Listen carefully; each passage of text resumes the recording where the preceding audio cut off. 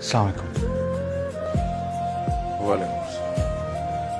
আমি আবির, একটা বেসরকারি কোম্পানিতে কাজ করি 2 বছর হলো। আমার মা আর একটা বড় বোন আছে। খুব বেশি না, 40,000 টাকা বেতন পাই। ফারিয়া বলছিল যে আমাদের পালানোর কথা জানলে আপনারা অসুস্থ হয়ে পড়তে পারেন, তাই আগে থেকে দুটো অ্যাম্বুলেন্স বাসার সামনে দাঁড় করে রেখেছি।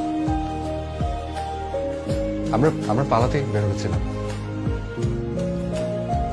তো হঠাৎ মনে হলো যে কাছে উচিত হচ্ছে না। মনে হলো একটা সময় তো আপনারা ঠিকই মেনে নেবেন, 1 বছর মানবেন না, 2 বছর মানবেন না, কিন্তু যখন জানতে পারবেন যে ফারিয়া মা হতে যাচ্ছে, তখন হয়তো ঠিকই মেনে নেবেন। এমনটা হয়, এমনটা অনেক শুনেছি, দেখেছি। তাহলে ক্ষতিটা কি হবে? ক্ষতিটা কার হবে? ক্ষতি হবে আপনাদের। আপনাদের সবার কাছে ছোট হয়ে যাবে। তাই ভাবলাম আপনাদের এত বড় ক্ষতি না করে বরং মুখোমুখি দাঁড়াই।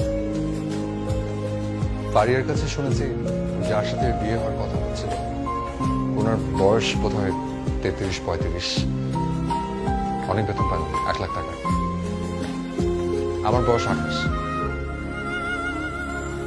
আমার মনে হয় আমিও যখন আমার 33-35 বছরে আমিও 1 লাখ টাকা বেতন পাবো ইনশাল্লাহ। শুধু এই এতটুকুর জন্য আমার ভালোবাসা মানুষরা আমি হারাবো না। একটা সময় আপনিও নিশ্চয় অনেক অল্প বেতন পেতেন। হুট করে তো কারো এত বড় বাড়ি গাড়ি হয়ে যায় না, সময় লাগে। প্লিজ আমার কথা বেয়াদবি নেবেন না। আমি আপনাদেরকে কষ্ট দিতে চাই। যাই হোক, এতক্ষণ তো কথা বলছিলাম যোগ্যতা অযোগ্যতা ভালো মন্দ নিয়ে। এবার শেষ কথাটা বলি। ফারিয়ার সাথে যার বিয়ে হবে সে তাকে ভালোবাসবে, আমি জানি। ফারিয়াও মেনে নেওয়ার চেষ্টা করবে, সেটা আমি জানি।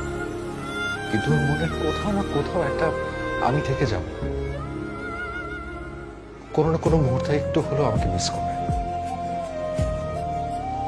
ছোট্ট একটা জীবন, এই জীবনে কি এমন হওয়া উচিত বলুন?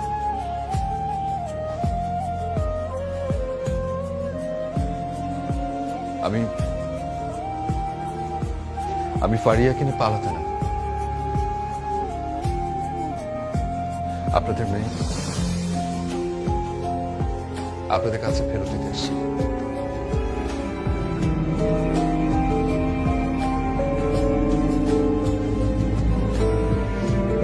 আসি।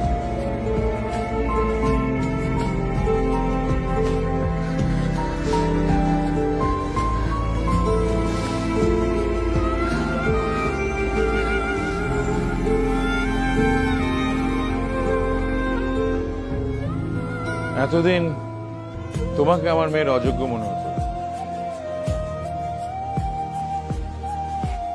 আজ আমার মেয়েকে তোমার অযোগ্য মনে হচ্ছে। তুমি কি করবে আমার অযোগ্য মেয়েটাকে বিয়ে?